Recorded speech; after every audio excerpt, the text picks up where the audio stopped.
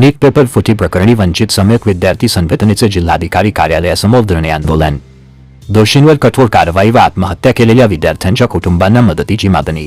नीट paper फुटी प्रकरणाच्या निषेधार्थ वंचित सम्यक विद्यार्थी संघटनेच्या वतीने जिल्हाधिकारी कार्यालयासमोर एक दिवसीय धरणे आंदोलन करण्यात आले।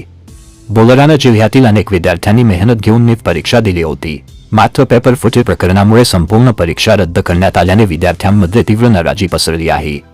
काही विद्यार्थी नैराश्यात जाऊन आत्महत्येस प्रवृत्त झाल्याचा आरोप आंदोलनकर्त्यांनी केला।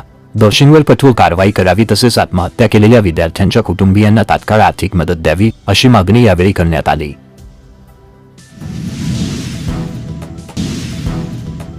नीट पेपर फुटी प्रकरणी जेवढे बी दोषी असतील त्या सर्वांना भरचौकामध्ये कपडे नांगळ करून फटके दिले पाहिजे आणि 22 लाख विद्यार्थ्यांचे ज्यांनी भविष्य उद्ध्वस्त केलं अशा लोकांना भरचौकामध्ये फाशी दिली पाहिजे। या निमित्तानं मी एवढं सांगू इच्छितो।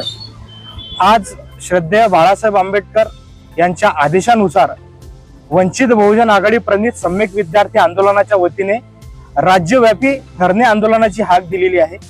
या धरणे आंदोलनामध्ये आमची प्रमुख मागणी अशी आहे की या देशाचे शिक्षण मंत्री यांनी नीट पेपर फुटीचा नैतिक जबाबदारी स्वीकारत राजीनामा द्यावा। त्याचबरोबर NTA जे नीट परीक्षा कंडक्ट करते ती UPSC कडे देण्यात यावी आणि UPSC ने नीट परीक्षा घेतली पाहिजे, ही सर्वात प्रथम आमची मागणी आहे। त्याचबरोबर NTA ची चौकशी सखोलात सखोल चौकशी CID चौकशी त्यांच्यावर झाली पाहिजे। ते जे दोषी आहेत त्यांच्यावर कठोरात कठोर शिक्षा झाली पाहिजे।